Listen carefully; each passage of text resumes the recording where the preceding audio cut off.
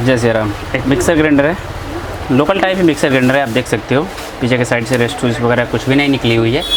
और इसका कुछ इंट्रोडक्शन आप यहाँ से पढ़ सकते हो। इसकी वाट वगैरह कैपेसिटी वगैरह सब कुछ लिखी है। 500 वाट की ये मशीन हो जाती है जैसे यहाँ पे लिखी हुई है।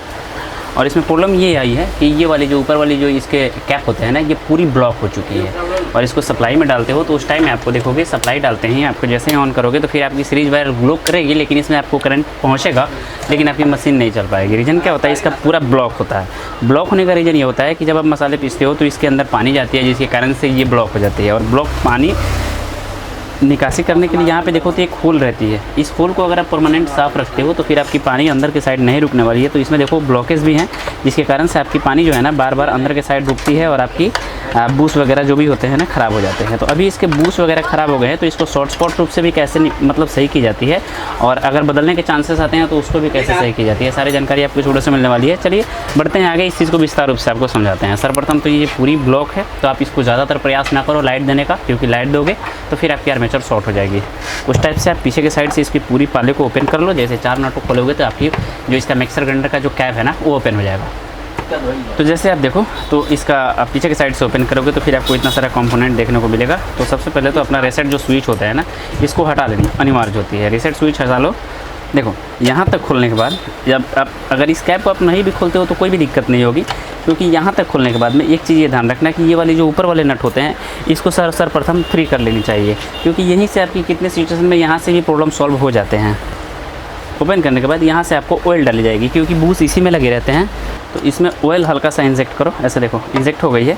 अब देखो आपने जो ये वाले होल जो बाईपास किए हैं, इस होल के सहारे आपको इसके शाफ्ट पे ऑयल देना होगा।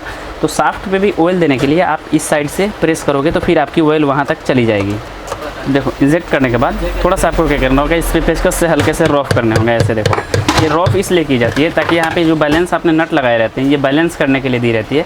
अब बैलेंस नट जब आपने रॉफ कर लिया हो तो फिर से इस बैलेंस नट को जब आप कसोगे तो फिर जो कि शाफ्ट होगी ये ऊपर के साइड उठेगी। जब आपकी शाफ्ट ऊपर के साइड उठेगी तो फिर आपकी आर्मेचर ऑटोमेटिक ही आपकी ढीली पड़ जाएगी। जैसे देखो इसको पूरा टाइट कर लिए। अब आपकी जो आर्मेचर होगी पूरा ऊपर के साइड चली गई होगी, और इसको हल्का सा लूज़ करो और इसको छोड़ दो। छोड़ने के बाद आगे की साइड आओ और फिर से आप देखोगे तो हमारी शाफ्ट जो है पूर्णतः फ्री हो चुकी है। तो इस तरह से इस शॉर्टकट विधि से भी इसको बनाई जा सकती है, जैसे मैंने आपको बताया।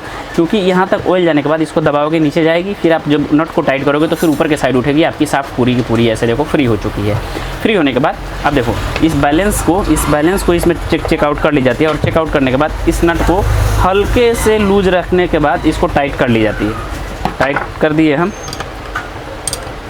देखो टाइट हो गई है। और फिर से प्रेस स्विच को हम इसमें इंजेक्ट करेंगे और इसमें हम पावर दे करके टेस्ट करेंगे कि हमारी मशीन जो होगी अब चलने के लिए तैयार हो चुकी होगी। क्योंकि जैसे देखो हमारी मशीन अब चलने के लिए तैयार हो चुकी है। चलिए पावर देते हैं और आपको दिखाते हैं कि हमारी मशीन जो है ना चलने लगी है। जैसे देखो तो हमारी मशीन अभी 100 वाट में है, इसलिए इस तरह की हम इसको अब डायरेक्टली लाइट में डालते हैं। आपकी मशीन जो होगी ना ऑन हो गया होगा। ऐसा देखो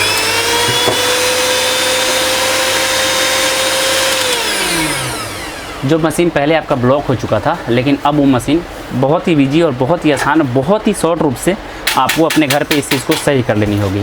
तो छोटी छोटी नॉलेज आपको जरूर रखना चाहिए, क्योंकि अगर आप इलेक्ट्रिक पार्ट यूज़ करते हो तो इस चीज़ की जरूर नॉलेज रखनी चाहिए कि अगर आपकी भी मशीन के साथ इस तरह की प्रॉब्लम होती है तो आसानी से सॉर्ट आउट किया जा सकता है। तो छोटी सी नॉलेज आपको कैसी लगी जरूर बताना। मिलते हैं नए वीडियो में। आपका भाई प्रिंस, जय श्री राम।